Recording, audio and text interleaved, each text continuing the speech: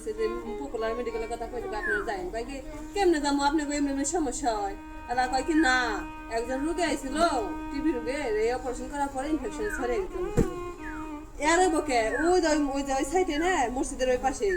ওই সাইডে মনে করেন একেবারে তারও মনে করেন এক সমানে কিছুদিন আসবা একই রুগী হ্যাঁ অনেক কষ্ট করাচ্ছি 8 মাস 9 মাস ধরে তার ওই অপারেশন করার পরে এই সমস্যা ভাইরাসটা না সবার মধ্যে ছড়াইছে এটা ওই যে যারা মার্কেটিং করে তারা বলছে এর কোনো সমস্যা ছিল না এর বাচ্চা হয়েছে সিজার করছে সিজার করার পরে মনে করেন 40 দিন পর তো মানুষ সুস্থ হয়ে যায় ওষুধ পানি অনেক খাওয়া দাওয়া করছে কাজে না পরে হঠাৎ আবার ওই শিরার জায়গায় না ওই একটু যে মতন কুচের মতন বাইরে ফিরা ইনফেকশন হয়েছে ফিরা ওই জায়গায় গেছে নানান ধরনের কথাবার্তা কইছে ওষুধ দিয়ে করছে ফিরা আবার অপারেশন করে নেবো হ্যাঙ্গিনাও করছে ফিরা আবার মনে করেন কি ওই জায়গায় কাইটে ওন থেকে আমি একটু মাংস নিয়ে বলে কিনে নেবে নিয়ে ঢাকায় নিয়ে বলে পরীক্ষা করছে সেই জায়গায় থেকে না কিন্তু 8 মাস ধরে খুব কষ্ট করে বলছে মনে করেন ঢাকায় যায় না সাবার যায় না ওই পরীক্ষা করছে